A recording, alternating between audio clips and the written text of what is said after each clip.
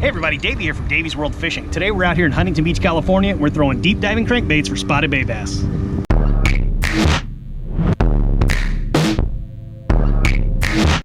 A very effective technique when chasing spotted bay bass in these local bays and harbors is throwing the deep diving crankbait.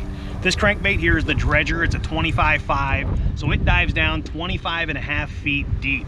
The setup I'm using when I'm throwing these crankbaits is I like to do a longer rod. So this is a 7'6" Okuma Saros 7.6 heavy. It's a heavy action. It's got a nice light tip to it, and it's being a longer rod, I'm going to get a nice longer cast with that. I have that matched up with the Komodo SS. This is the 273, so I got a 7.3 to 1 gear ratio. Nice good cranking speed for the crankbaits. Generally, I like to go a little bit slower. I happen to have the 7.3 on here because I've been changing some baits around. But with that extra pickup, it actually gets that bait down deeper faster. As I mentioned, I'm fishing that 7'6" Saros. This has the UFR tip section to it, so that top third of it's got unidirectional fiber. That's going to have a lot of extra lifting power, so when you're really horsing those fish in, you're not going to get as much breakage. You can really pick those fish up, and fishing from the kayak, that makes it a very nice feature.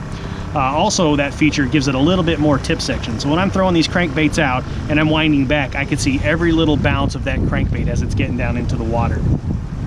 Now, fishing these crankbaits, I'm fishing along, as you can see, docks behind me. There's rock pilings. I'm fishing drop-offs, little reef sections, and eelgrass and all the weeds I can find. So the line I'm fishing, I've actually got the soft steel, I've got the covert camouflage 50-pound, as well as a 25-pound stretch fluoro top shot. I like to fish that heavier line in here because I'm fishing along all that structure. That thicker braid's gonna give me a little bit more abrasion resistance, and that 25-pound stretch fluorocarbon, it's gonna give me a lot of abrasion resistance, especially around those rocks. The braid, when it hits those rocks, you know, you're gonna snap a lot of braid, but that fluorocarbon's really abrasion resistant, and it really helps to, you know, hang onto your baits and actually get those fish in when you get bit. The technique is you're gonna throw these baits out as far as you can.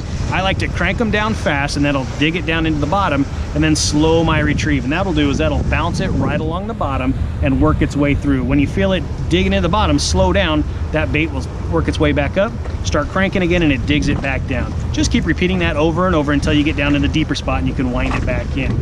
Make sure you have a full retrieve. Don't give up on it. Throw it all the way out there, dig it down to the bottom, let it nose its way down, and slow down and let it come back up. Dig it back down, let it come back up, and keep digging it back down. Those spotties, a lot of times, they're just gonna chase that bait. They're gonna sit right behind it, but when you slow it down and stop, sometimes even if you speed up, but slow it down, vary that retrieve, and when you do, that's when those spotties are gonna attack. They're vicious on the crankbaits. You know, vary your depths. Huntington Harbor here where I'm at, most of it's in that 20-foot depth range. Like I said, this is a 25-foot deep diver, so it's gonna get down fast, and you gotta go nice and slow to keep it out of that eelgrass and really burying itself down. You're gonna get snagged a little bit here and there, but it's really not that bad. I do appreciate y'all checking in. Do me a favor, hit that like button down below and subscribe to Davey's World Fishing. See y'all on the water.